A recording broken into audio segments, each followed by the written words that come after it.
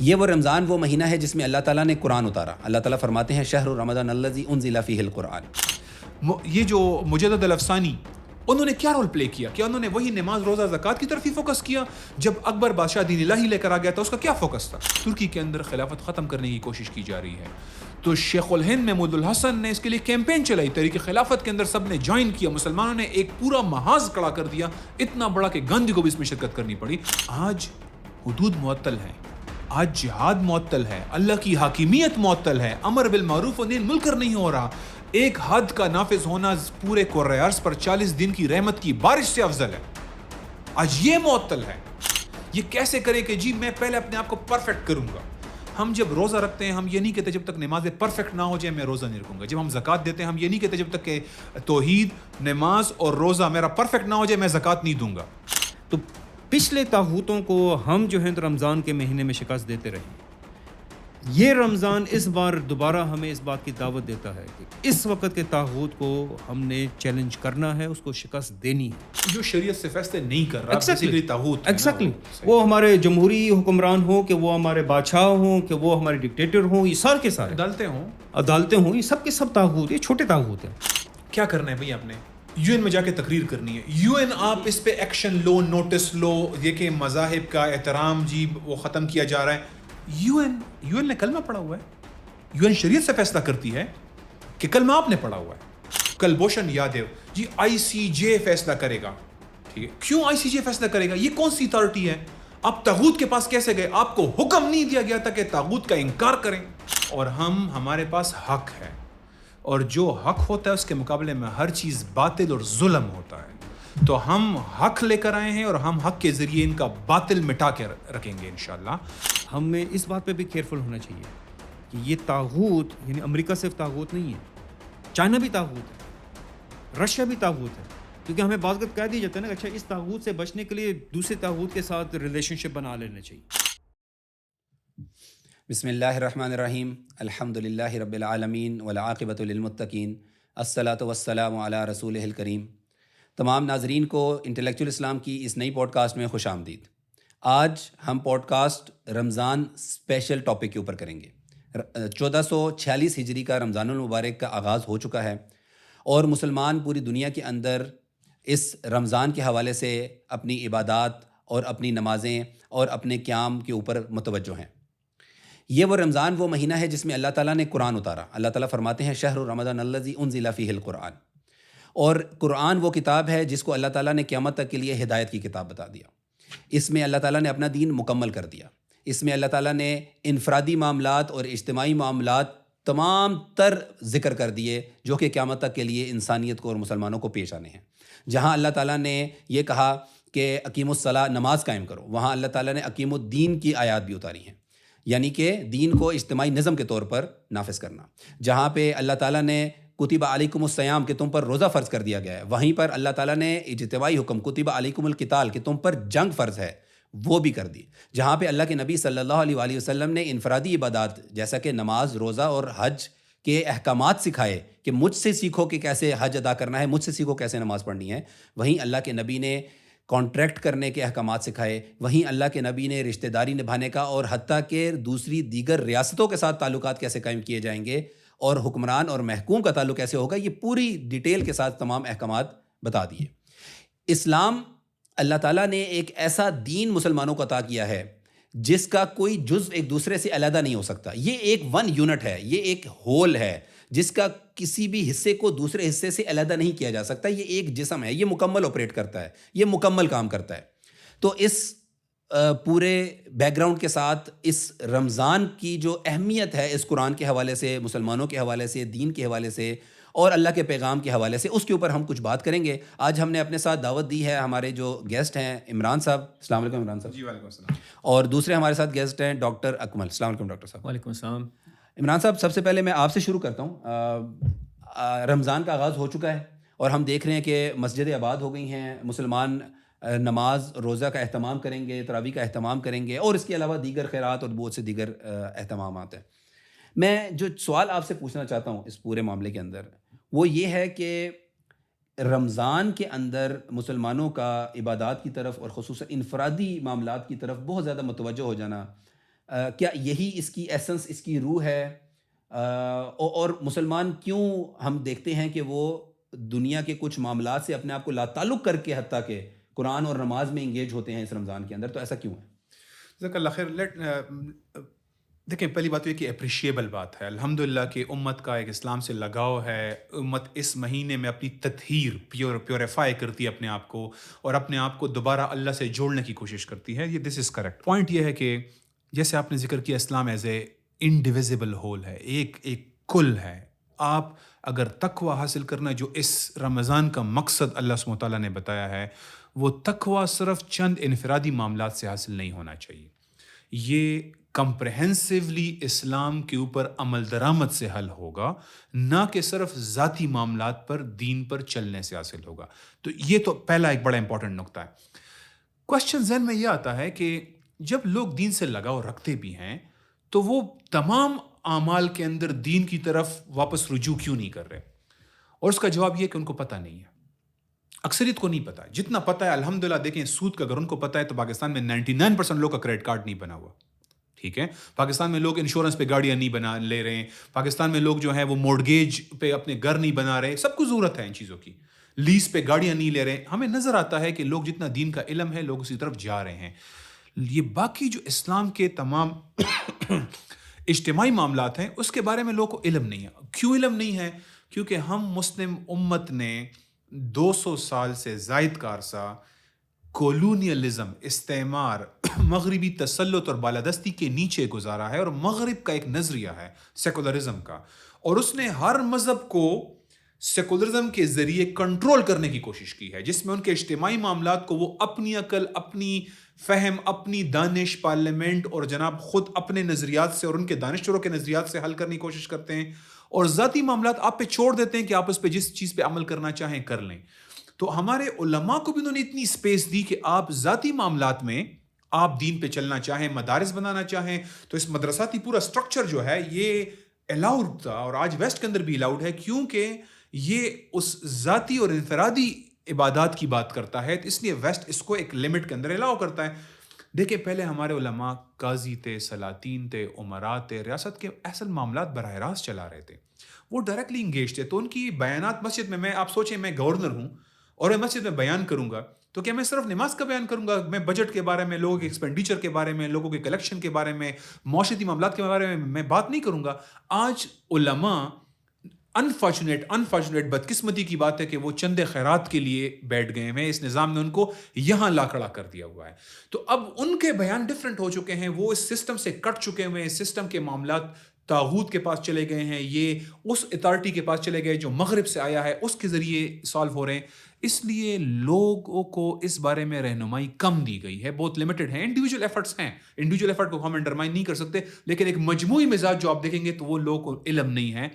اس لیے آج رمضان میں انفرادی عبادات کی طرف تو رجحان ہے، لیکن اجتماعی معاملات کی طرف ہمیں وہ جو امپورٹنس ہے وہ نظر نہیں آ رہی. اچھا، اگر یہ واقعی جس طرح آپ نے فرمایا 200 سال کی جو جلگار تھی مغربی، اس سے افیکٹ ہوتے جو آج بھی جاری ہے، جس کی وجہ سے ہم یہاں تک پہنچ گئے. تو اگر میں آپ سے یہ پوچھنا چاہوں کہ ٹھیک ہے پھر 200 سال سے پیچھے اگر ہم 250 سال، 300 سال، 350 سال، تو وہ اس وقت پھر کیسے رمضان چل رہا ہے؟ دیکھیں ہمارے صاحب وہ اس وقت تو ہمارے اجتماعی معاملات اسلام کے مطابق چل رہے تھے نا. دیکھیں میں ابھی کیا جہاد کروں؟ جہاد ہو رہا ہے، جہاد مسلمان کر رہے تھے. ہماری فوجیں جا رہی تھیں، افریقہ ترکستان میں لڑ رہی ہیں، وہ یورپ میں لڑ رہی ہیں، عثمانی خلافت لڑ رہی تھی. تو مجھ سے اب کیا چاہتے ہیں؟ حدود نافذ کرنا، ریاست نافذ کر رہی تھی. تو میں اس معاملے میں کیا کروں؟ وہ تو نافذ ہو رہا ہے. لوگوں کے معاملات کی، دولت کی تقسیم کا اسلامی سسٹم موجود ہے. تو جب اجتماعی معاملات موجود ہیں تو پھر میں دین کی طرف مزید کیا کروں؟ امر بالمعروف و نہی المنکر میں کر رہا ہوں، لوگ دعوت و جہاد چل رہا ہے، اسلام کے تمام احکامات نافذ ہیں. پھر میں اپنی ہی تدہیر پہ فوکس ہوں گا. اس لیے ہمارا لٹریچر بھی آپ دیکھیں گے تو اس کے اندر یہ فوکس موجود ہے. لیکن آپ کو ایک اسپیسیفک پوائنٹ جو میرا آرگومنٹ کو کلیریفائی کرے گا وہ یہ ہے کہ دیکھیں جب مسلمانوں کے اوپر کوئی کرائسس آیا تو ایک دم مسلمان علماء نے اپنا فوکس شفٹ کیا. مثال کے طور پر منگولز نے حملہ کیا. عبدالسلام العز جو کہ ان کے شیخ الاسلام تھے مصر کے، وہ کیا کر رہے تھے اس وقت؟ وہ لوگ کو جہاد کے لیے ابھار رہے تھے. اس نے ریاست کو ٹیکس کلیکشن سے روک دیا جب تک تم اپنا مال تم پہلے خزانے میں جمع نہ کرو. ان کا ایک رول تھا. وہ منگول کے خلاف مسلمانوں کو جمع کر رہے تھے. قاضی الحروی کیا کر رہے تھے جب بیت المقدس پہ اوپر فتح کیا, کفار نے قبضہ کر لیا اور وہاں پہ قتل عام کیا, وہ بغداد میں گئے اور دربار میں جا کے اس نے خلیفہ کو اکاؤنٹ کیا کہ تم یہاں بیٹھ کے آرام کر رہے ہو. یہ جو مجدد الافسانی, انہوں نے کیا رول پلے کیا؟ کیا انہوں نے وہی نماز روزہ زکوٰۃ کی طرف ہی فوکس کیا؟ جب اکبر بادشاہ دین الہی لے کر آ گیا تھا اس کا کیا فوکس تھا؟ شاہ ولی اللہ مراٹھوں کے مقابلے میں کیا کر رہے تھے؟ جب مسلمانوں کے اوپر کرائسس آیا تو انہوں نے کیا کیا؟ انہوں نے احمد شاہ عبدالی کو بلا کے مسلمانوں کو اس کے لیے تیار کیا. جب ہندوستان کے مسلمانوں نے دیکھا کہ ترکی کے اندر خلافت ختم کرنے کی کوشش کی جا رہی ہے تو شیخ الہند محمود الحسن نے اس کے لیے کیمپین چلائی. تحریک خلافت کے اندر سب نے جوائن کیا. مسلمانوں نے ایک پورا محاذ کھڑا کر دیا, اتنا بڑا کہ گاندھی کو بھی اس میں شرکت کرنی پڑی. اور جب اس سے محمود الحسن کو کہا گیا کہ یار آپ یہ کام کر رہے ہیں, انگریزوں کی امداد بند ہو جائے گی, مدرسے بند ہو جائیں گے, یہ سب بہت بڑا رسک ہے, ہم یہاں دین کا کام کر رہے ہیں, وہ بند کر دیا جائے گا. اس نے کہا اگر خلافت ختم ہو گئی تو پھر کیا ضرورت ہے اس بات کی. یہ کلیئرٹی تھی, یہ فوکس تھا. تو اس سے پہلے بھی رمضان میں مسلمان عبادات طرف جاتے تھے, علماء جو ہے وہ ذکر اذکار اور اس کی فضیلت بتاتے تھے, لیکن وہ جیسے اجتماعی معاملات پہ ذرا سا کوئی مسئلہ آتا ان کا سارا فوکس شفٹ ہو کے اجتماعی معاملات کی طرف چلا جاتا تھا. آج حدود معطل ہیں, آج جہاد معطل ہے, اللہ کی حاکمیت معطل ہے, امر بالمعروف و نہی عن المنکر نہیں ہو رہا. ایک حد کا نافذ ہونا پورے کرۂ ارض پر 40 دن کی رحمت کی بارش سے افضل ہے. آج یہ معطل ہے تو ہم اس وقت صرف اپنے آپ تک محدود کیسے رہ سکتے ہیں؟ یہ کیسے کریں کہ جی میں پہلے اپنے آپ کو پرفیکٹ کروں گا. ہم جب روزہ رکھتے ہیں ہم یہ نہیں کہتے جب تک نمازیں پرفیکٹ نہ ہو جائے میں روزہ نہیں رکھوں گا. جب ہم زکوٰۃ دیتے ہیں ہم یہ نہیں کہتے جب تک کہ توحید, نماز اور روزہ میرا پرفیکٹ نہ ہو جائے میں زکوٰۃ نہیں دوں گا. ہم یہ نہیں کہتے جب تک یہ چاروں چیزیں پرفیکٹ نہ ہو جائے ہم حج نہیں کریں گے. ہم نے یہ شرطیں کہاں سے لگا دی کہ اجتماعی معاملات کے لیے پہلے اپنے آپ کو مسٹر پرفیکٹ بنانا پڑے گا, اس کے بعد کوئی اگلی بات ہوگی. یہ ہے وہ مسٹیک, جو مس انڈرسٹینڈنگ ہے, جس کو ہمیں کریکٹ کرنا چاہیے. ڈاکٹر صاحب آپ کی طرف چلتے ہیں. میں آپ سے یہ جاننا چاہوں گا, میں اس میں یہ بھی کہہ دوں, انفارچونیٹ ہے, اللہ اس سے بچائے ہمیں. مجھے ڈر ہے کہ ہمارا حال اس بنی اسرائیل کے اس عابد کی طرح نہ ہو جائے جو مسلسل عبادت میں تھا, جس کے ساتھ کوئی گناہ نہیں جڑا ہوا تھا, اور جب اس قوم کے اوپر عذاب کی باری آئی تو جبرائیل امین نے اللہ سبحانہ تعالیٰ سے کہا کہ اس بستی میں تو ایک عابد ہے, اس پہ آپ کیسے عذاب نازل کریں گے؟ اللہ سبحانہ تعالیٰ نے کہا کہ اس جگہ سے شروع کرو, جس عابد سے شروع کرو عذاب. کیوں؟ کیونکہ وہ اپنے آپ کو ٹھیک کرتا تھا لیکن امر بالمعروف و نہی عن المنکر اور معاشرے کے لیے کچھ نہیں کر رہا تھا. یہ ہے وہ کرائسس جس سے امت فیس کر رہی ہے. ہمیں اپنے اجتماعی معاملات کی طرف فوکس کرنا پڑے گا. بالکل ٹھیک ہو گیا جی. ڈاکٹر صاحب میں چاہوں گا کہ اگر تھوڑا سا آپ ہمارے سامنے مدینہ منورہ میں جب ریاست مدینہ تھی, جب صحابہ کرام تھے, اللہ کے نبی صلی اللہ علیہ وسلم خود موجود تھے, تو اس وقت مدینہ میں رمضان المبارک کا احوال کیا تھا, کیسے حالات تھے, کیسے مسلمان رمضان المبارک کا اہتمام کرتے تھے, تو اس کے اوپر اگر تھوڑا سی روشنی فرمائیں. جی, میں کچھ نمبرز آپ کے سامنے رکھنا چاہوں گا تاکہ اس سے ایک پراپر طریقے سے منظر کشی ہو جائے گی. غزوہ بدر میں رسول اللہ صلی اللہ علیہ وسلم کے ساتھ 2 گھوڑے تھے, 313 جو ہیں تو مسلمانوں کی طرف سے مجاہدین اور 2 گھوڑے. خندق میں 3000 تھے. فتح مکہ کے وقت یہ 10,000 گھوڑ سوار ہو گئے. بدر 2 ہجری میں ہو رہی ہے, فتح مکہ 8 ہجری میں ہو رہی ہے. اگلے سال جو ہے تو تبوک کے لیے جب رسول اللہ صلی اللہ علیہ وسلم مدینہ سے نکلتے ہیں تو 30,000 کا لشکر ہے, جس میں 10,000 گھوڑ سوار اور تقریباً جو ہیں تو باقی سب لوگوں کے پاس سواری کے لیے اونٹ موجود ہیں.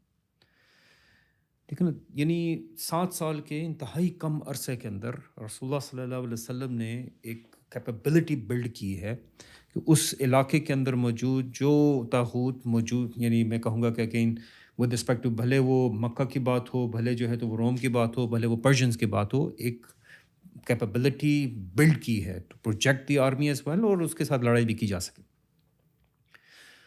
آپ مجھے بتائیے, رسول اللہ صلی اللہ علیہ وسلم 10 سال جو ہیں تو مدینہ کے اندر بحیثیت حکمران کے رہے. ان 10 سالوں کے اندر بدر رمضان میں ہوتا ہے, احد شوال میں ہے, 3-4 شوال میں ہے, یعنی آلموسٹ جو ہے تو آپ کہہ سکتے ہیں وہ جنگ کا ماحول رمضان کے اندر ہی بنا ہوا تھا. خندق خود ہی رمضان کے اندر ہے. جنگ ٹھیک ہے اگین دوبارہ شوال کے اندر ہوتی ہے, مگر اس کا کھودنا, اس کے تمام پریپریشن ہے, سب کچھ ہے, مشورہ ہے, وہ سارا کا سارا کام جو ہے تو رمضان کے بیچ میں ہو رہا ہے. مکہ جو ہے تو فتح مکہ رمضان میں ہوا. حنین کی غزوہ جو ہے وہ اگین آپ کے پاس رمضان کے اندر ہوا. بڑا سخت مارکا تھا حنین کا. ایگزیکٹلی. اب آپ کے پاس 10 میں سے 5 مارکے جو ہیں تو وہ رمضان میں ہو رہے ہیں. ٹھیک ہے نا. یہ جو رسول اللہ صلی اللہ علیہ وسلم کا میں نے فوکس آپ کے سامنے رکھا نا کہ 2 گھوڑوں سے 10,000 گھوڑوں تک اپنے آپ کو پہنچانا ہے. ٹھیک ہے, اس کے لیے رسول اللہ صلی اللہ علیہ وسلم نے پیٹ پہ پتھر بھی باندھے ہیں. رسول اللہ صلی اللہ علیہ وسلم کے جس ٹائم وصال ہوا تو اس بارے میں بھی کہا جاتا ہے کہ ان کے پاس کچھ اور ترکہ نہیں تھا مگر 9 تلواریں تھیں. یہ وہ فوکس تھا, یہ وہ ویژن تھا, یہ وہ انڈرسٹینڈنگ تھی کہ اس امت کا مشن کیا ہوگا, اس امت کا کام کیا ہوگا. ٹھیک ہے نا, اس کے ساتھ وہ چل رہے تھے. اب اس بات کا خالی اندازہ کیجیے نا, آپ نے پوچھا کہ رمضان کیسا تھا. ٹھیک ہے, ہمارے پاس وہ باقی ساری احادیث وغیرہ موجود ہیں مگر یہ جو 5 جنگوں والی احادیثیں ہیں. ٹھیک ہے, رسول وسلم جس ٹائم مکہ کو فتح کرنے کے لیے جا رہے ہیں اس واقعے سے جو احادیث وغیرہ میں ملتی ہیں, خاص کر کہ رسول اللہ صلی اللہ علیہ وسلم نے صحابہ کرام کو کہا کہ دشمن کے ساتھ مقابلے کے لیے اپنی قوت کو بچاؤ. روزے سے منع کیا. ٹھیک ہے نا, روزے سے منع کر دیا. رمضان کے فرض روزے, رمضان کے فرض روزے سے منع کر دیا. پہلی بار تلقین کی کہ اپنی طاقت کو دشمن کے ساتھ لڑنے کے لیے محفوظ کرو. دوسری بار جب مکہ کے اور قریب پہنچ گئے تو پھر ان سے کہا کہ توڑ دو کہ ہم نے دشمن کے ساتھ مقابلہ کرنا ہے. اچھا, یہاں پر ایک بڑا امپورٹنٹ پوائنٹ ہے کہ فقہاء نے جب اس مسئلے کو ڈسکس کیا, ان احادیث کو ڈسکس کیا, تو اس کے اندر جو علت آ رہی ہے, جو رخصت تھی, وہ رخصت ٹریولنگ نہیں تھی, سفر نہیں تھا. یہاں رسول اللہ کا کہنا کہ دشمن کے ساتھ مقابلے کے لیے طاقت کو پریزرو کرو, اس چیز کو پریفرنس دی جا رہی تھی. تو آپ مجھے بتائیے رسول اللہ صلی اللہ علیہ وسلم کے 10 سال مدینہ کے اندر بحیثیت ایک حکمران کے گزرنے کے, اس میں سے 5 سال تو حالت جنگ میں, وہ ٹھیک ہے 72 باقی سرایا اور 27 غزوات اور یہ سارا کے سارا آپ کو سامنے جو ہے پورا ماحول بنا دے گا کہ 10 سال میں ہم 2 گھوڑوں سے 10,000 گھوڑوں تک کیسے پہنچے. مگر اس میں وہ جو ویژن تھا نا, ایک اسلام کو دنیا تک پہنچانا ہے, جو ماموریت تھی کہ صحابہ کرام نے اس مشن کو اڈاپٹ کیا اور سمجھا کہ آج جو ہے تو جیسے رسول نے کہا کہ جو یہاں موجود نہیں ہے ان تک جو ہے تو یہ پیغام پہنچا دیا جائے. ایگزیکٹلی ان کو معلوم تھا کہ اس پیغام کو ان تک پہنچانا کیسے, کہ آپ کے پاس ابو بکر رضی اللہ تعالیٰ عنہ کی خلافت میں مدینہ ہی سے 13 لشکر نکلتے ہیں مختلف ڈائریکشن کے اندر, کوئی روم کی طرف جا رہا ہے, کوئی کس طرف. تو دس از سم تھنگ جو کہ آج مسنگ ہے.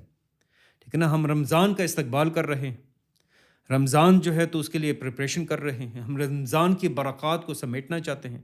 بلکہ میں یہاں پر ایک پوائنٹ رکھنا چاہتا ہوں کہ رمضان کی برکات سمیٹتے ہوئے اللہ سبحانہ و تعالیٰ نے اس امت کو اس مہینے کے اندر اپنے فرعونوں کو, اپنے جو ہے تو طاغوت کے ساتھ مقابلے میں مدد کی ہے. سب سے پہلے جو ہے فتح مکہ کی بات آتی ہے, پھر ہتین کا واقعہ, بیت المقدس ہم سے چھین لیا گیا تھا, اور بیت المقدس کا صلاح الدین ایوبی کا صلیبیوں سے یورپ کی کمبائنڈ آرمی سے واپس حاصل کرنا, ٹھیک ہے نا, رمضان میں ہوا. اور اسی طریقے سے منگولوں کی فوج کو عین جالوت کے مقام کے اوپر شکست دینا رمضان کے مہینے میں ہوا. تو پچھلے طاغوتوں کو ہم جو ہیں تو رمضان کے مہینے میں شکست دیتے رہے ہیں. یہ رمضان اس بار دوبارہ ہمیں اس بات کی دعوت دیتا ہے کہ اس وقت کے طاغوت کو ہم نے چیلنج کرنا ہے, اس کو شکست دینی ہے. اچھا, ہماری جو ناظرین ہیں ان کے لیے تھوڑا سا اگر طاغوت کے اوپر ذرا روشنی ڈال دیں, تھوڑا سا تفصیل بتا دیں. جی دیکھیں, طاغوت کا لفظ جو ہے بنیادی طور پر طاغیہ سے یعنی سرکشی, اردو میں اگر ہم لفظ استعمال کریں تو سرکشی کے کانٹیکس میں آ جاتا ہے. سرکشی کس سے؟ اللہ سبحانہ و تعالیٰ سے. یعنی اللہ کی بندگی ایک طرف ہے اور دوسری طرف اللہ سے بغاوت ہے, اللہ سے جو ہے تو روح گردانی ہے, اللہ سے جو ہے تو سرکشی ہے. اس لیے ہم اردو زبان کے اندر طغیانی کا لفظ بھی استعمال کرتے ہیں نا, جب ندی نالے میں دریا کا پانی بپھر جائے اور وہ جو ہے تو کناروں سے باہر آ جائے اور نقصان پہنچانا شروع کر دے تو ہم کہتے ہیں پانی میں طغیانی آ گئی ہے. تو یہ طاغوت, یہ طغیانی, یہ جو ہے تو بنیادی طور پر اللہ سبحانہ و تعالیٰ کے احکام سے, وحی سے سرکشی کرنا, اس کے مقابلے میں جو ہے تو ایک اتھارٹی قائم کرنا, اس کے مقابلے میں جو ہے تو ایک پلر قائم کرنا, ایک فرنٹ قائم کرنا, ٹھیک ہے, اللہ سبحانہ و تعالیٰ کے مقابلے میں.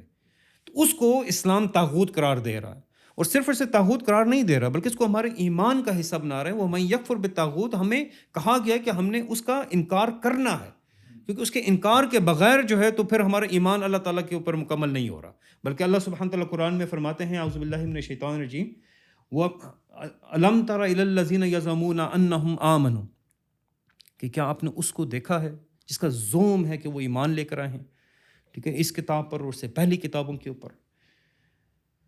یریدون ان یتحاکموا الی الطاغوت، کہ یہ جب ان کا یعنی ارادہ ہوتا ہے کہ ان کے درمیان میں فیصلہ ہو تو یہ جو ہے تو اپنے فیصلے کو طاغوت کے پاس لے کر جاتے ہیں. ٹھیک ہے، طاغوت اگین وہ اتھارٹی، ٹھیک ہے نا، یہ وہ اتھارٹی ہے جو اللہ کے مقابلے میں قائم ہوئی ہوئی ہے، اللہ کے قوانین کے مقابلے میں، اللہ کی وحی کے مقابلے میں قائم ہوئی ہوئی ہے. ٹھیک ہے، اور اسی آیت کے اندر اللہ کہتے ہیں وَقَدْ أُمِرُوا أَن يَكْفُرْ بِهِ، کہ ان کو حکم دیا گیا تھا. ٹھیک ہے، وہ تھا کہہ کہ اللہ سبحانہ تعالیٰ تاکیداً مطلب کہہ رہے ہیں، ان کو حکم دیا گیا تھا کہ ان کا انکار کرنا ہے، ان کو ریجیکٹ کرنا ہے، ان کا کفر کرنا ہے. بالکل سخت لفظ استعمال جی کیا. سخت لفظ استعمال کیا ان کا انکار کے لیے بھی. اب ہمارے پاس دیکھیے آج کل کے زمانے کے طاغوت کو اٹھا لیجیے، ٹھیک ہے نا، ہمارے درمیان یعنی اللہ سبحانہ و تعالیٰ کے مقابلے میں قانون قائم کرنے والا، اتھارٹی قائم کرنے والا، پہلے تو چھوٹے طاغوت ہیں ہمارے اپنی نیشن اسٹیٹس کے اندر موجود ہیں، سارے کے سارے مختلف طاغوت جو ہیں تو آپ ان کو پہچان سکتے ہیں. جو شریعت سے فیصلے نہیں کر رہا بیسیکلی طاغوت ہے نا. ایگزیکٹلی، وہ ہمارے جمہوری حکمران ہوں، کہ وہ ہمارے بادشاہ ہوں، کہ وہ ہمارے ڈکٹیٹر ہوں، یہ سارے کے سارے عدالتیں ہوں، یہ سب کے سب طاغوت، یہ چھوٹے طاغوت ہیں. مگر وہ بڑے طاغوت جو کہ ایک نظریہ، ایک میں کہوں گا ایک فلسفہ لے کر چلتے ہیں، ایک آئیڈیالوجی لے کر چلتے ہیں. وہ کیپٹلزم بھی ہو سکتا ہے، کمیونزم بھی ہو سکتا ہے. کیپٹلزم کی بات آتی ہے، امریکہ سب سے بڑا طاغوت ہے اس وقت. اچھا، امریکہ کے طاغوت ہونے کے ناطے اس بات کو بھی پہچاننا ہوگا کہ امریکہ اپنی اس سرکشی کو دنیا کے اوپر مسلط کرنے کے لیے مختلف اسالیب، مختلف ادارے استعمال کرتا ہے. تو وہ بھی طاغوت کے نمائندہ ادارے بن جاتے ہیں. ICJ ہے، ٹھیک ہے، ورلڈ بینک ہے. ہمارا کشن گنگا کا مسئلہ انڈیا کے ساتھ چل رہا ہے، ہم جو ہیں تو ثالثی کے لیے طاغوت کے پاس چلے گئے. پوری لسٹ ہے. آپ نے تو خیر ماشاءاللہ بڑا کلیئر آئیڈیا دے دیا. دیکھیں، ہمارا تو رسالت کا مسئلہ ہوتا ہے، کیا کرنا ہے بھئی، آپ نے UN میں جا کے تقریر کرنی ہے. UN آپ اس پہ ایکشن لو، نوٹس لو، یہ کہ مذاہب کا احترام جی وہ ختم کیا جا رہا ہے. UN نے کلمہ پڑھا ہوا ہے، UN شریعت سے فیصلہ کرتی ہے کہ کلمہ آپ نے پڑھا ہوا ہے، تو UN کیوں فیصلہ کرے؟ کلبھوشن یادیو جی ICJ فیصلہ کرے گا. ٹھیک ہے، کیوں ICJ فیصلہ کرے گا؟ یہ کون سی اتھارٹی ہے؟ آپ طاغوت کے پاس کیسے گئے؟ آپ کو حکم نہیں دیا گیا تھا کہ طاغوت کا انکار کریں، آپ کو کہا گیا تھا کہ طاغوت کا انکار کریں، آپ طاغوت کے پاس فیصلے لے کے چلے گئے، اور اللہ کہتا ہے ان کو زوم ہے کہ یہ ایمان لائے ہیں. امیجن کریں، یہ اینٹی ہے توحید کا، کہ آپ کو زوم ہے کہ آپ ایمان لائیں اور فیصلے لے کے جا رہے ہیں طاغوت کے پاس. آپ کا انڈس واٹر ٹریٹی، جی انڈیا کشن گنگا ڈیم بنا رہا ہے، انڈیا نے پانی چھین لیا ہے، کس کے پاس جاتے ہیں؟ فوج سے کہیں، یہ اسلامک اتھارٹی بنائے اس کو، فوج سے کہیں کہ ایکشن لیں. آپ کس کے پاس جا رہے ہیں جناب؟ ورلڈ بینک کے پاس جائیں گے. ورلڈ بینک سر دیکھے نا جی انہوں نے یہ کر دیا، آپ فیصلہ کریں ہمارا. Who is world bank? طاغوت. ورلڈ بینک طاغوت ہے.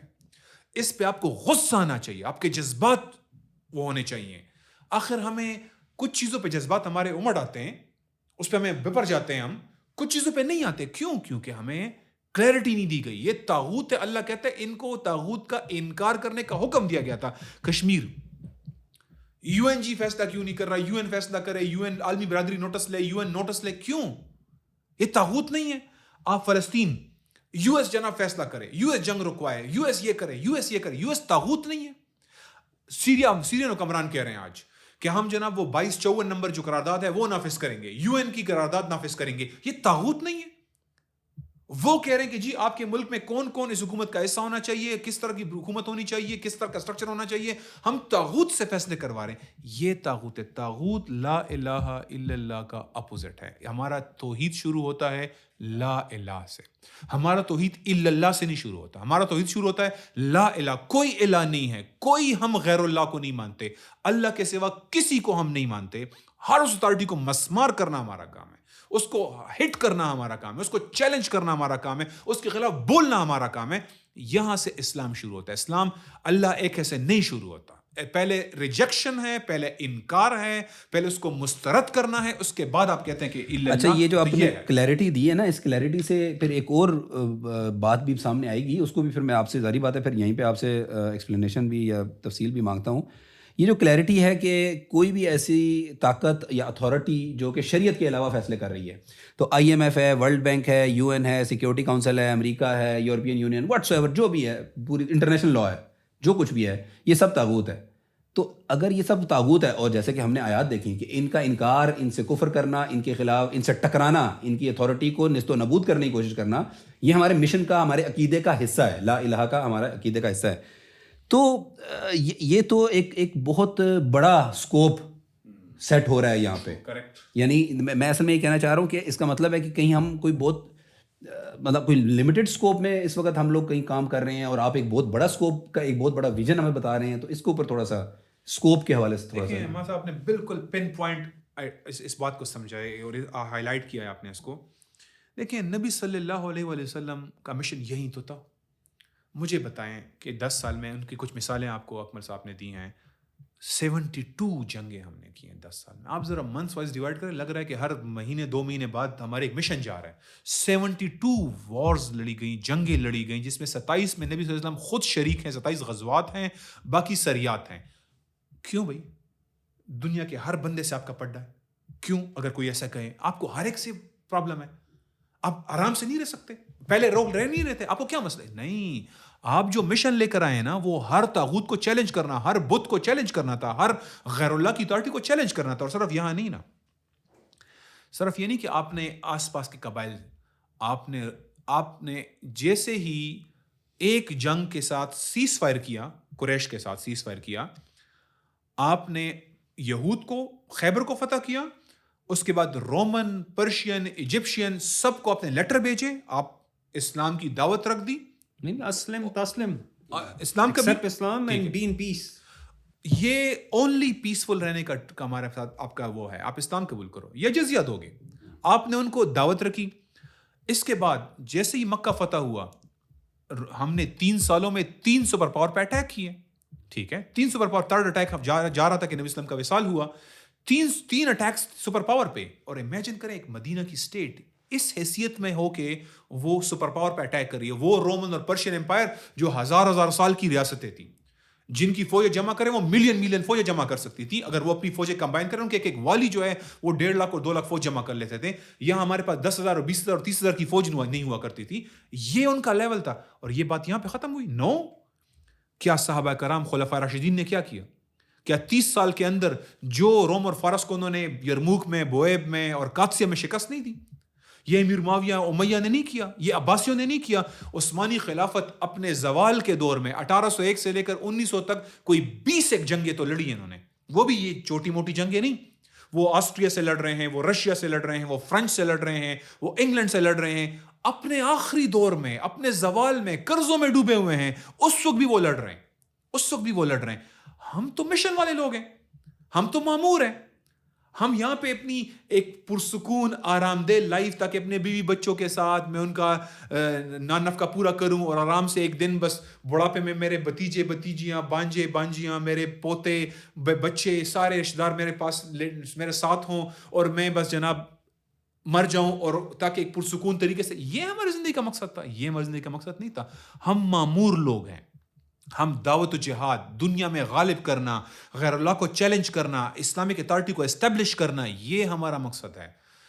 انفارچونیٹ بات جو ہے وہ یہ ہے کہ ہم نے وہ ڈھانچہ, وہ سٹرکچر کھو دیا ہے جو ہمیں یہ سب کچھ کرنے کے لیے ہماری انرجیز کو, ہماری ایفرٹس کو, ہمارے سارے وسائل کو یوز کرا تھا. وی لاسٹ دیٹ. اس لیے آج ہم انفرادی عمل پہ لگ گئے. اسٹرکچر سے کیا مراد ہے؟ اسٹرکچر کا مطلب ہے وہ خلافت کی ریاست اچھا, جو نبی صلی اللہ علیہ وسلم نے مدینہ میں قائم کی اور 1924 کے اندر وہ کولیپس ہوئی. آفیشلی فارملی 1924 میں کولیپس ہوئی. یہ 1300 سال ہمارے پاس یہ اسٹرکچر تھا. اس اسٹرکچر کے ذریعے, اس خلافت کے ذریعے, اس خلیفہ کے ذریعے ہم یونیفائڈ تھے. ہماری ساری جو انرجیز اور توانائیاں تھیں وہ ایک پوائنٹ پہ تھی اور وہ کفر کے خلاف استعمال ہو رہی تھی. ڈاکٹر صاحب اسی بات کو اگر میں تھوڑا سا آگے لے کر چلوں تو کیا صرف اسٹرکچر کا ہی اور ڈھانچے کا ہی مسئلہ ہے صرف؟ دیکھیں اس وقت یعنی امت کی سائز کی بات آتی ہے تقریباً 2 ارب آبادی. ٹھیک ہے, ہماری افواج اگر 10 ایک بڑی افواج کو جمع کر لی جائے تو تقریباً ملینز میں مطلب اس کی تعداد پہنچ جاتی ہے. ایٹمی ہتھیاروں سے ہم لیس ہیں. 5th جنریشن ایئر پلینس وغیرہ یعنی ٹرکی کنسٹرکٹ کر رہا ہے. میزائل سسٹمز کی بات آتی ہے, ٹیکنالوجی کے پوائنٹ آف ویو سے بات آتی ہے, ریسورسز کی بات آتی ہے, وہ منرل ریسورسز کی بات ہو, تیل گیس کوئلہ وغیرہ کی, یا اسی طریقے سے جو ہے تو زرعی اجناس کی بات آ جاتی ہے. ہماری لوکیشن دنیا کے مرکز میں ہے. تمام کی تمام دنیا مشرق سے مغرب کی طرف اگر کسی بھی قسم کی لاجسٹکس ہو، کمیونیکیشن ہو، سب کچھ ہو مسلمان علاقوں سے ہو کے جاتی ہے. وہ اسٹریٹس آف ہرمز کی بات ہو، مندب کی بات ہو، ملاقہ کی بات ہو، جبرالٹر کی بات ہو. مسلم امت جو ہے تو یہ دنیا کا دل ہے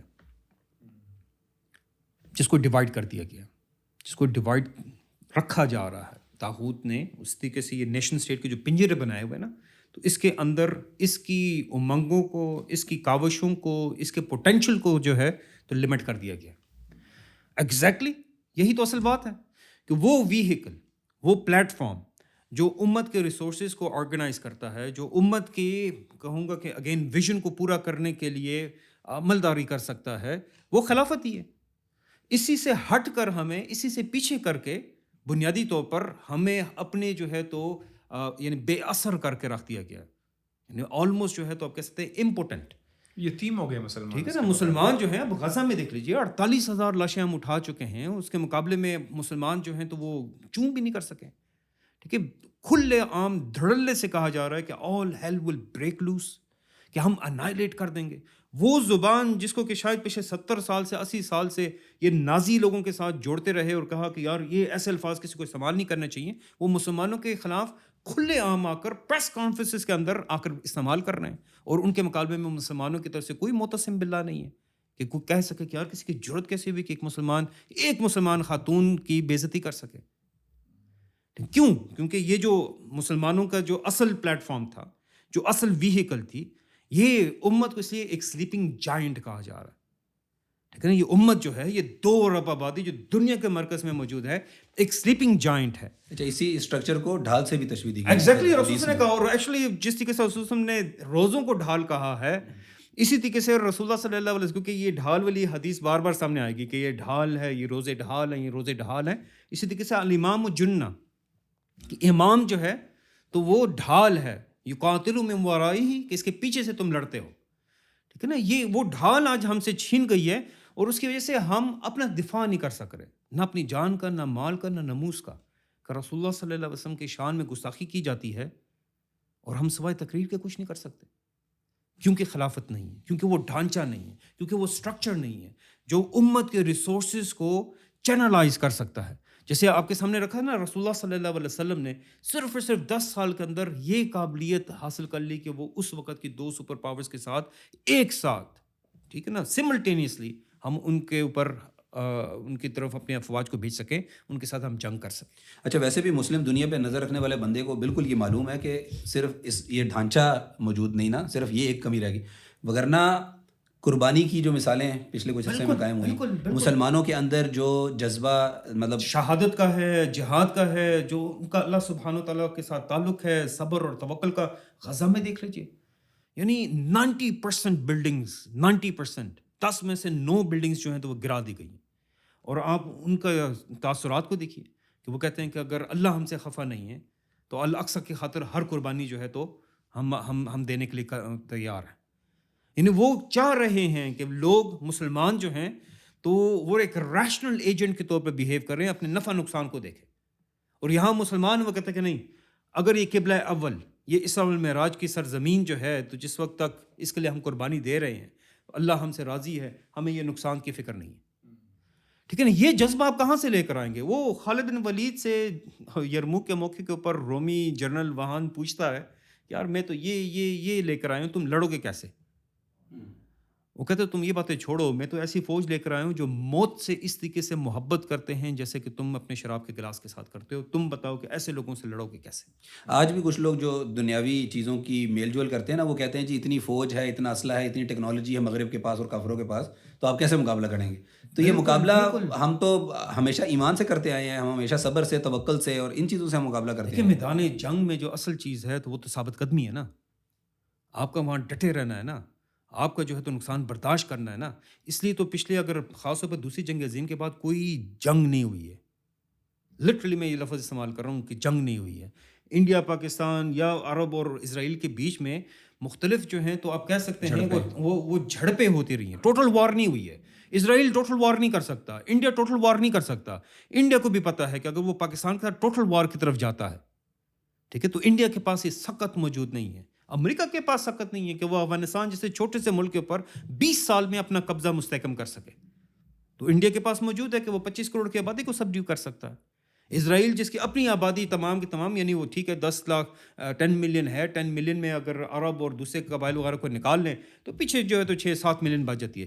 6 ملین کے ساتھ وہ 23 ملین کے سیریا کے اوپر قبضہ کرے گا, 10 ملین کے جارڈن کے اوپر کرے گا, یا 90 ملین کے ایجپٹ کے اوپر قبضہ کرے گا.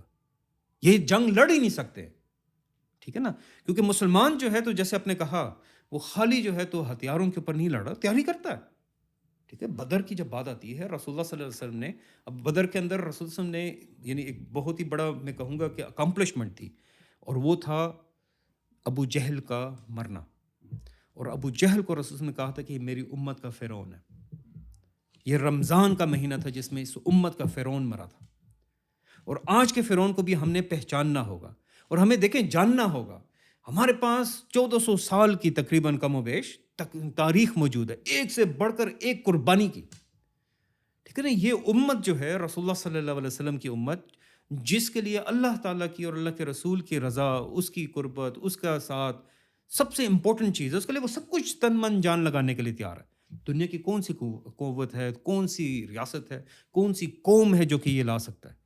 دیکھیں یہ بار بار ہمیں کبھی جو ہے تو وہ وطنی اور قوم پرستی اور مختلف آئیڈیاز لے کر آتے ہیں, مگر شہادت کا مقابلہ نہیں ہے. جزاک اللہ خیر. جی میں اس کو ایک مختلف پہلو کی طرف لے کے جانے کی کوشش کرتا ہوں. عمران صاحب آپ سے میں پوچھوں گا کہ تھوڑا سا اگر ہم تھوڑا سا مستقبل کی طرف نظر ڈالیں تو اس ڈھانچے کے ذریعے جب مسلمان اور جو اسکوپ ہم نے سیٹ کیا کہ اسلام نے ہمارے لیے سیٹ کیا کہ ہر طاغوت کی جو طاقت ہے نا, جس میں UN, international law, IMF, world bank, security council, what's ever سارا کچھ ہے, تو جب ہم اس کو چیلنج کر رہے ہیں تو یہ تو میں سیدھا سا مطلب لے رہا ہوں کہ آپ پورا ورلڈ آرڈر چیلنج کر رہے ہیں. اچھا, جب آپ پورا ورلڈ آرڈر چیلنج کر رہے ہیں تو آپ ایک متبادل ورلڈ آرڈر کی پھر بات کر رہے ہیں کہ ہم اپنا متبادل اسلام کا ورلڈ آرڈر لے کر آئیں گے. تو وہ متبادل کیا ہے؟ لوگ ہم سے سوال کرتے ہیں جی کیا متبادل ہے, کوئی خد و خال بتائیں, اس کی تفصیلات بتائیں. تو اس کے بارے میں اگر تھوڑا سا ہم گفتگو کر لیں. دیکھیں سب سے پہلے we need to be very confident. وہ کوئی ورلڈ آرڈر انہوں نے بنایا ہے, کوئی ورلڈ آرڈر نہیں بنایا. بدماشی کا ایک مافیا کا ایک گینگ کا سسٹم بنایا ہوا ہے, اور اس کے ذریعے وہ ہم پہ حکومت کر رہے ہیں, اور ہمارے پاس حق ہے, اور جو حق ہوتا ہے اس کے مقابلے میں ہر چیز باطل اور ظلم ہوتا ہے. تو ہم حق لے کر آئے ہیں, اور ہم حق کے ذریعے ان کا باطل مٹا کے رکھیں گے انشاءاللہ. تو نمبر 1 تو یہ کہ یہ جیسے انہوں نے کوئی بڑا سوفسٹیکیٹڈ رول بیس سسٹم بنایا ہوا ہے, بدماشی اور گینگ بیٹھے ہوئے ہیں اس وقت جو دنیا کے اوپر حکومت کر رہے ہیں. ہمارا عقیدہ ہے, ہم ایمان رکھتے ہیں کہ اسلام ہی دنیا کے لیے رحمت ہے, اور اس کے ذریعے ہم پوری دنیا کو اس ظلم سے, اس تاریکی سے, اس اندھیرے سے, اس جو انسانیت جو آج سسک رہی ہے, اس سے ہم نے نکالنا ہے. اور اس کا طریقہ کار یہی ہوتا ہے کہ جو اسلامک اسٹیٹ ہوتی ہے, جو مسلم ورلڈ کو یونیفائی کر کے جو دارالاسلام بنتا ہے, جو خلافت کی ریاست ہے, دولت اسلامیہ ہے, اس کے مقابلے میں باقی ساری دنیا کو ہم ایک پہلے دارالکفر یا دارالحرب کی کیٹیگری میں ڈیوائڈ کر دیتے ہیں کہ یا تو مسلم ورلڈ ہے جو دارالاسلام ہے, جو ایک خلیفہ کو بیعت دے کر یونیفائڈ ہے, اور جو باقی ہیں وہ دارالکفر ہیں.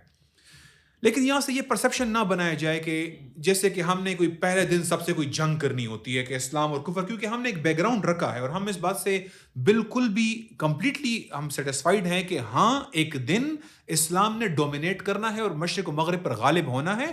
یہ ہمارے نبی کا حکم ہے, یہ قرآن کا حکم ہے, یہ امرت ان یقاتلوا, ہمیں حکم دیا گیا ہے کہ ہم نے لڑنا ہے, ہم لڑیں گے, اور قیامت تک جہاد جاری رہے گا. نہ ظالم بادشاہ کا ظلم اور نہ عادل بادشاہ کا عدل اس کو روک سکتا ہے. تو اس میں کوئی شک نہیں ہے.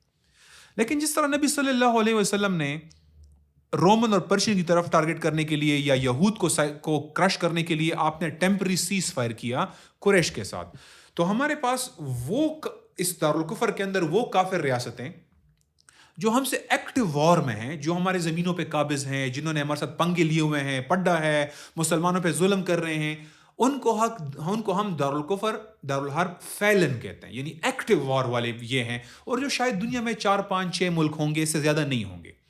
اور باقی وہ ممالک ہیں جو کہ in theory of course non Muslim ہیں, ہم ان کو دین کے اندر لے کر آنا چاہتے ہیں, ان کو اس کفر نظام سے نکالنا چاہتے ہیں, تو وہ ہیں دارالکفر, لیکن وہ حکمن ان پرنسپل اصولاً وہ دارالکفر ہے, لیکن ایک ہے جو جنگ والے ہیں. اب جو جنگ والے ہیں ان کے ساتھ تو معاملہ بڑا کلیئر ہے. ان کے ساتھ جنگ ہے تو جنگ ہے. ہم اپنے آپ کو کسی مغالطے میں کسی دھوکے میں نہیں رکھتے کہ امریکہ ہمارا دوست ہے, امریکہ سے ہماری دوستی رہے گی, ہندو ہمارے بھائی ہیں. نہیں, ہمیں پتہ ہے وہ دشمن ہے, ٹھیک ہے, اور وہ کلیئر کٹ دشمنی ہے. دشمنی کے طور پہ آپ اس کو ٹریٹ کریں. آپ کو ابھی جنگ نہیں کر رہے ہیں, اس وقت آپ سیز فائر کر سکتے ہیں, اور یہ اونلی معاہدہ ہے جو آپ دارالحرب فعلن ان پریکٹس جو وار میں ہیں ان کے ساتھ ایک معاہدہ ہو سکتا ہے. دارالحرب فعلن کہ آپ سیز فائر کریں. ہم 1 سال 2 سال 4 سال 5 سال 6 سال جنگ نہیں کریں گے تاکہ آپ اپنے کچھ اور پریارٹیز کو سیٹل کر سکیں.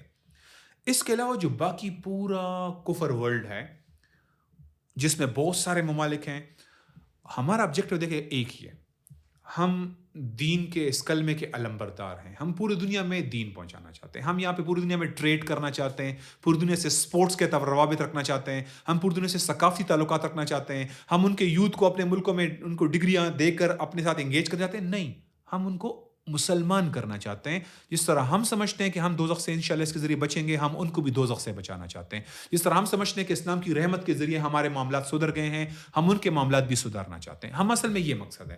اس لیے ہماری ساری ڈیلنگ جو باقی کافر اسٹیٹ کے ساتھ ہے, خواہ ہم ٹریڈ کریں, معاہدے ہو سکتے ہیں, معاہدے ہیں, ان کے ساتھ ہم ڈیل کریں گے, بائیلیٹرل ٹریٹیز ہوں گی, ہم ان کے ساتھ سپورٹس میچ کر سکتے ہیں, کر سکتے ہیں, ٹورنامنٹ کرنا چاہیں کر سکتے ہیں, کر سکتے ہیں, ہم ان کے ساتھ ثقافتی تعلقات رکھنا چاہیں رکھ سکتے ہیں, ہم ان کے ساتھ مختلف طرح کے معاہدات کریں گے اور ان کو انگیج کریں گے. وہ ہمارے ملک میں ویزا لے کر آئیں گے, مستامن کہلائیں گے, ان کو ہم نے امن دیا ہوا ہے, ہم ملک میں جائیں گے تو ان کے ساتھ ہم ٹریڈ کریں گے, ڈیل کریں گے, سارے واسطے رکھیں گے. لیکن اس کا پیچھے ایک اہم ہے, اور وہ کیا ہے؟ دین اسلام کو ڈومینیٹ کرنا. تو میرے جو ڈپلومیٹ ہوں گے ان کے KPIs کی پرفارمنس انڈیکیٹر کیا ہوں گے؟ آپ نے اسلام کا کتنا سافٹ امیج کریٹ کیا, آپ نے وہاں کتنے اسلامک سینٹر بنائے, آپ نے وہاں لوگوں کو ہیلپ کتنا کیا, لوگوں کو اسلام کی طرف جھکاؤ کیسے کریٹ کیا.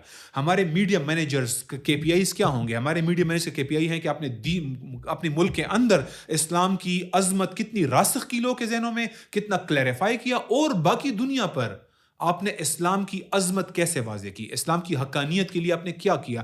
میں KPIs اور میں پرفارمنس انڈیکیٹرز ہوں گے, اور اس کی بیس پر ان کی پروموشنز ہوں گی. میرے سیاستدانوں کا کرائٹیریا یہ ہے, میرے فوجی جرنیلوں کا کرائٹیریا صرف یہ نہیں ہے کہ وہ جناب مارو مر جاؤ والا میں بہادر ہوں. وہ دین کو کس طرح لے کر گئے. دیکھیں, ہمیں فرق نظر آتا ہے جو عثمانی خلافت کی فتوحات ہیں اور جو صحابہ اور امیہ اور عباسی دور کی فتوحات ہیں. ان فتوحات میں استحکام تھا, جہاں ہم پہنچے وہاں ہم مستقیم رہے, وہاں ہمارا اسلام اسٹیبلش ہو گیا, لوگ مسلمان ہوئے. لیکن عثمانی خلافت کے وقت جو فتوحات ہوئیں وہ کمزور تھیں, اور وہ ہم سے علاقے بعد میں بڑے ایزیلی کفار نے چھین لیا اور ان کو نیشنلزم کے ذریعے بگاڑ کے رکھ دیا تھا. تو ہمارے فوجیوں کا کرائٹیریا, ہمارے ڈپلومیٹس کا کرائٹیریا, ہمارے سیاستدانوں کا کرائٹیریا, ہمارے میڈیا کا کرائٹیریا, KPIs کیا ہوں گے؟ دین کو لے کے جانا. تو بس سمرائز کرتے ہوئے, دارالاسلام اور دارالکفر کے اندر فعلاً ایکٹیو وار والے ہیں جن سے صرف سیز فائر ہو سکتا ہے. باقیوں کے ساتھ مختلف طرح کی ڈیلز, معاہدے, ٹریڈ, تجارت, ریلیشنز ہو سکتی ہیں. مقصد کیا ہے؟ اسلام کی سپریمیسی, کیونکہ ہم دنیا میں آئی اسی کے لیے ہیں. ڈاکٹر صاحب, یہ جو متبادل ورلڈ آرڈر ہے اس کے اندر انٹرنیشنل لا نام کی کوئی رولز, کوئی ایتھکس, کوئی لا, کوئی قوانین, کوئی اس طرح کی کوئی باڈی, کوئی اس طرح کی کوئی چیز ہے متبادل نظام کے اندر؟ نہیں. دیکھیں, اگین بنیادی جو چیز سب سے پہلے ہمیں سمجھنی چاہیے کہ اس وقت بھی جس چیز کو رولز بیسڈ آرڈر کہا جا رہا ہے, انٹرنیشنل آرڈر کہا جا رہا ہے, اور اس کے لیے بنیاد رکھی گئی ہے انٹرنیشنل لا. ٹیکنیکلی کوئی قانون اگر نافذ نہیں ہو سکتا تو وہ قانون نہیں ہے. ٹیکنیکلی اگر اس میں اس کے پیچھے پاور نہیں ہے جو کہ اس کو انفورس کر سکے, ایگزیکٹو اتھارٹی چاہیے. ہاں, آپ کو ایگزیکٹو اتھارٹی چاہیے جو کہ اس کو امپلیمنٹ کر سکے, قوت نافذہ چاہیے. اگر نہیں ہے تو وہ پھر قانون ہی نہیں ہے. اچھا, یہاں پر وہ سیکیورٹی کاؤنسل کے ذریعے سے اور بگ فائیو کے ذریعے سے اور امریکہ کے ذریعے سے, اسی لیے آپ کا انٹرنیشنل لا ایکچولی امریکی طاغوت کی ایکسٹینشن ہے. اس کو اسی طریقے سے دیکھنا چاہیے, اس کے علاوہ کوئی اور جو ہے تو طریقہ نہیں ہے. کہ یہ بنیادی طور پر ایک سپر اسٹیٹ اسٹرکچر ہے جس کے اندر دوسرے ممالک جو ہیں تو وہ محض ایک صوبے کی حیثیت رکھتے ہیں, اس سے زیادہ ان کی حیثیت نہیں ہے. ٹھیک ہے, وہ FATF کی بات ہو, وہ اسی طریقے سے جو ہے تو آپ کے پاس یعنی یہ جنیوا کنونشن ہے, NPT ہے, اسی طریقے سے جو ہے تو فضائل مٹیریلز کی ٹریٹی ہے, اور بیلسٹک میزائلز کی ٹریٹی ہے, اور مختلف قسم کے کنونشنز, اور اسی طریقے سے لاز وغیرہ بنا کر ہیومن رائٹس کی ڈکلریشن اور SDGs اور یہ ساری چیزیں. یہ صرف یہ اصل میں جو ہے تو امریکہ اپنے استعمار کو, اپنے کولونیل کنسٹرکٹ کو, کنٹرول کو, ہیجیمنی کو دوام دینے کے لیے اس نے یہ ایک ٹرم رکھی ہوئی ہے. کوئی انٹرنیشنل لا نام کی چیز نہیں ہے. اگر سوورینٹی کی بات آتی ہے جب یہاں پر، تو وہاں ایکچولی امریکہ خود ICC کا سگنیٹری نہیں ہے. جو انٹرنیشنل کرمنل کورٹ ہے اس کا وہ خود سگنیٹری نہیں ہے. وہ کہتا ہے کہ یار ہمارے لوگوں کے اوپر کسی اور کی حاکمیت کیسے ہو سکتی ہے. ٹھیک، وہ اسی آرگومنٹ کو استعمال کرتے ہیں. باقی دنیا جو ہے تو اس کے پیچھے وہ لگی ہوئی ہے، وہ کہتے ہیں کہ نہیں اس طریقے سے کرنا ہے. اس لیے اس بات کو سمجھتے ہوئے کہ ٹھیک ہے اللہ سبحانہ وتعالیٰ سب سے پہلے تو مسلمانوں کے لیے یعنی حرام ہے وَلَن يَجْعَلَ اللَّهُ لِلْكَافِرِينَ عَلَى الْمُؤْمِنِينَ سَبِيلًا، کہ مومنوں کے لیے، مسلمانوں کے لیے اللہ سبحانہ وتعالیٰ فرماتے ہیں کہ ہرگز اجازت نہیں ہے کہ کفار کو مومنین کے اوپر اتھارٹی حاصل ہو، اتھارٹی پوزیشن حاصل ہو. ہم ICC ICJ ورلڈ بینک کسی بھی انٹرنیشنل باڈی کے پاس اس کی اتھارٹی کو ریکگنائز کرتے ہوئے نہیں جا سکتے. ہم لینڈ ڈسپیوٹس کے لیے، بارڈر ڈسپیوٹس کے لیے، واٹر ڈسپیوٹس کے لیے، کسی بھی قسم کی جو ہیں تو آپ یہ جس کو انٹرنیشنل لا کا کہا جاتا ہے، اور ہمارے امبیسڈرز وغیرہ کے KPIs یہ ہوتے ہیں کہ وہ انٹرنیشنل لا کو سمجھیں. نہیں، انٹرنیشنل لا تو سمپل ایک ٹول ہے امریکن ہیجیمنی کے لیے، امریکن طاغوت کی پروپیگیشن کے لیے. اس لیے دیکھیں اسلام جو ہے سب سے پہلا چیز، ٹھیک ہے، اسلام حق ہے، انصاف ہے، اور اس کی بنیاد کے اوپر جو ہے تو کھڑا کر رہا ہے. تو سب سے پہلی چیز آ جاتی ہے کہ یار دنیا کے اندر تمام ممالک جو ہیں تو برابر ہے، کسی کے پاس کوئی بھی اتھارٹی والی پوزیشن، کوئی بھی اوپری پوزیشن نہیں ہوگی. ٹھیک ہے نا، سب کے ساتھ برابری کی سطح پر ہم آپس میں ڈیل کریں گے. اس لیے اسلام کا کرنسی سسٹم بھی برابری کی سطح کے اوپر ہے، سونا چاندی جس پر کسی بھی ریاست کا اجارہ داری موجود نہ ہو. ریلیشن شپ ہے، بائی لیٹرل ریلیشن شپس ہوں گے. کہیں پر بھی جو ہے نیٹو، وارسا پیکٹ، اس قسم کے جو ہے تو بڑے بڑے الائنسز نہیں بنیں گے، کیونکہ یہ الائنسز ہی ہیں جن کی وجہ سے جو ہے تو دنیا کے اندر عدم استحکام ہے.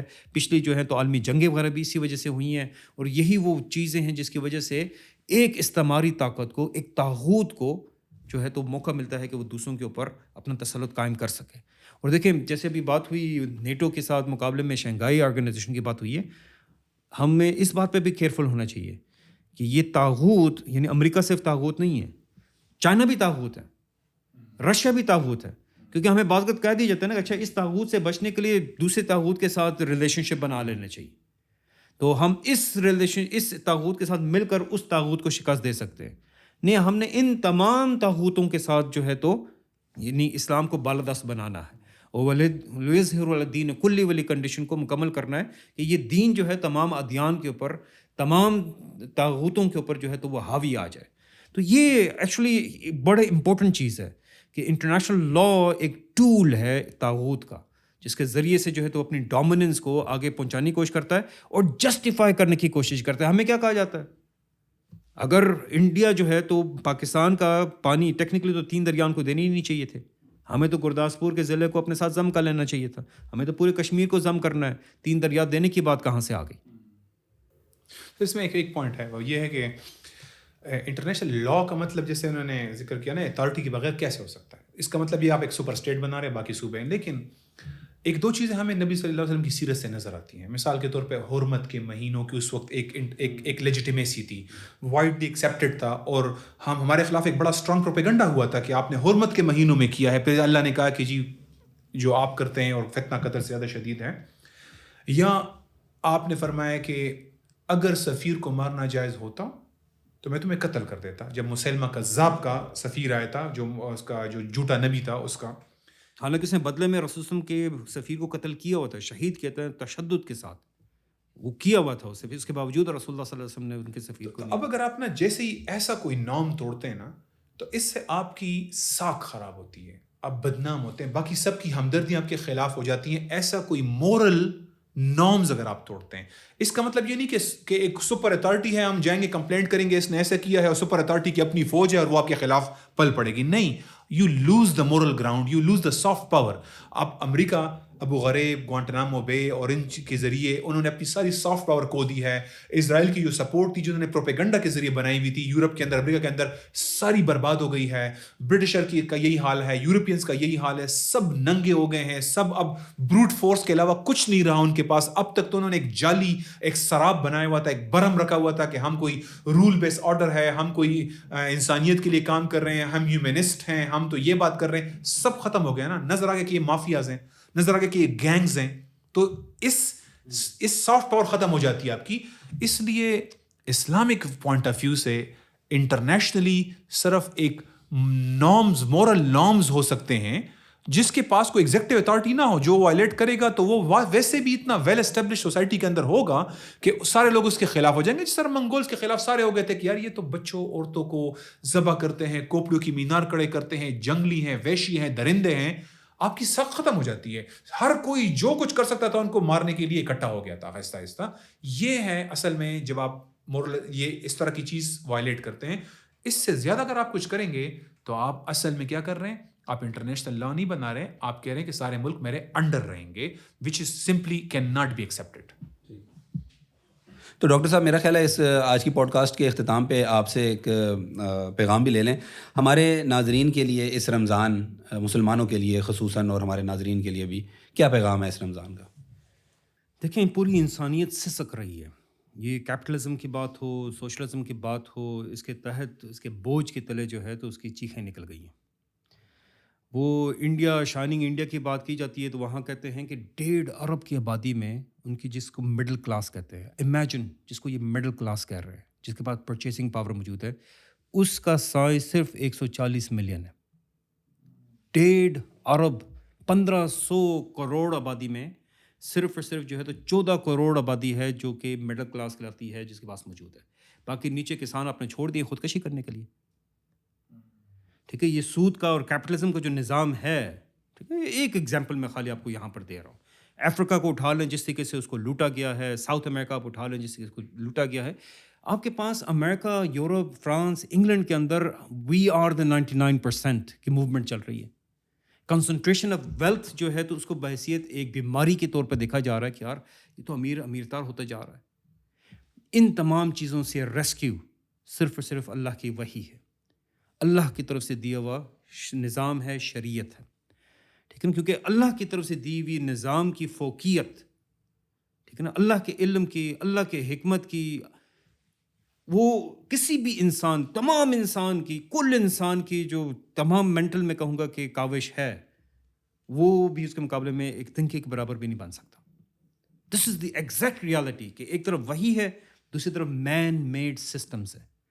مین میڈ سسٹم سے ہم نے انسانیت کو ریسکیو کرنا ہے. اس لیے اللہ تعالیٰ ہمیں کہتے ہیں کنتم خیر امت اخرجت للناس، کہ تم بہترین امت ہو جو کہ انسانوں کے لیے اٹھائی گئی ہو. تأمرون بالمعروف وتنہون عن المنکر، کہ تم جو ہے تو انجوائنگ گڈ.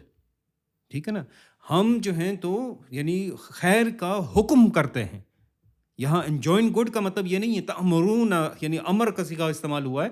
وہ خالی یہ نہیں ہے کہ بھئی آپ نے کہہ دیا کہ اچھا یار یہ اچھی چیز ہے، نہیں لیتے ہو بھلا ٹھیک ہے تمہاری مرضی. نہیں، ہم نے انسانیت کو اچھائی کی طرف لے کر آنا ہے. دس از آور رسپانسبلٹی. ٹھیک ہے، اس لیے ہمیں شہداء علی الناس کہا گیا. ٹھیک ہے، کہ شہداء علی الناس یعنی لوگوں کے اوپر ہم وٹنس ہیں. وٹنس اس سینس میں نہیں کہ ہم ان کے کرتوتوں کو دیکھ رہے ہیں، but because we can rescue them. ٹھیک ہے، وہ جس گہرائی میں پڑ جاتے ہیں، جس اندھیرے میں وہ پڑ جاتے ہیں، جس ظلم میں وہ پڑ جاتے ہیں، ہم اس کے ریسکیو کر سکتے ہیں. یہ اس امت کی ذمہ داری میں سے ہے. اسی لیے جو ہے تو رسول اللہ صلی اللہ علیہ وسلم کی ایک حدیث ہے، جس نے اگر جہاد کی نیت بھی نہیں کی، جہاد پر جانا ایک چیز ہے جس کے ہمارے اوپر فرضیت موجود ہے، اگر نیت بھی نہیں کی ہے تو وہ منافق مرے گا. ٹھیک ہے نا، ہمارے اندر بحیثیت ایک مشن کا یہ چیز موجود ہونا کہ میں نے اس آخری پیغام کو، اس آخری وحی کو، اس آخری نظام کو، اس آخری شریعت کو تمام انسانیت تک پہنچانا ہے. ٹھیک ہے، دس از جس کے لیے کہ اللہ سبحانہ و تعالیٰ نے اس امت کو پیدا کیا، اس امت کو جو ہے تو رسپانسبلٹی دی ہے. ٹھیک ہے، پہلے انبیاء آتے رہے، رسول اللہ صلی اللہ علیہ وسلم آخری نبی ہیں، رسول اللہ صلی اللہ علیہ وسلم کے بعد کوئی اور نبی نہیں ہے. اب یہ رسپانسبلٹی اس امت نے پوری کرنی ہے، انبیاء والے کام کو. اور یہ انبیاء والا کام ہم جانتے ہیں کہ کس طریقے سے سب سے پہلے خلفائے راشدین کے 30 سال آ جاتے ہیں کہ ہم نے جو ہے تو یعنی ایک طرف مراکش کی اگر بات آتی ہے تو دوسری طرف جو ہے تو کابل اور آلموسٹ مکران تک جو ہے ہم نے اسلام کو پہنچا دیا، کہ دنیا کو کس طریقے سے ریسکیو کرنا ہے، ان کے اوپر اسلام امپلیمنٹ کر کے. ٹھیک ہے، خلافت کی شکل میں ہم نے آرگنائز ہونا ہے. اب اس راستے میں جتنے بھی طاغوت ہیں یا طاغوت کے نمائندے ہیں، ٹھیک ہے، یا تو اگر وہ رکاوٹ ہیں، ہم نے وہ رکاوٹیں اکھاڑ پھینکنی ہے. ہم نے کنونس کرنا ہے اپنے ڈیسیجن میکرز کو، ہم نے کنونس کرنا ہے اوپینین میکرز کو.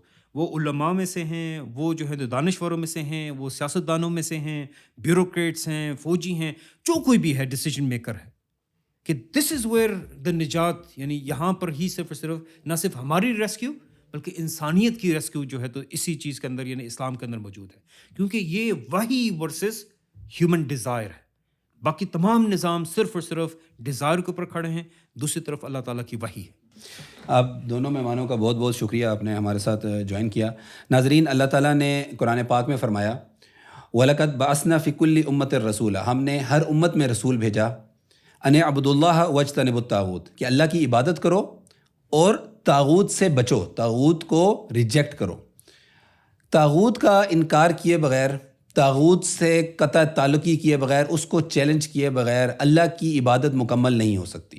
اللہ کی عبادت کرنے کا حق ادا نہیں کیا جا سکتا، اور اصل روح کے مطابق ہم اللہ تعالیٰ کے غلام، اللہ کے عبد تب بنیں گے جب ہم باقی تمام اتھارٹیز، باقی تمام حاکموں اور باقی تمام اس طرح کی کسی بھی طاقت کا انکار کریں گے، اور ہم صرف یہ کہیں گے الا اللہ، کہ سوائے اللہ کے کوئی طاقت، کوئی اتھارٹی نہیں ہے، اور ہم ہر چیز کا انکار کر رہے ہیں. اسی پیغام کے ساتھ آج کی ایپیسوڈ کو میں ختم کر رہا ہوں. وآخر دعوانا ان الحمد للہ رب العالمین. السلام علیکم. السلام علیکم ورحمۃ اللہ.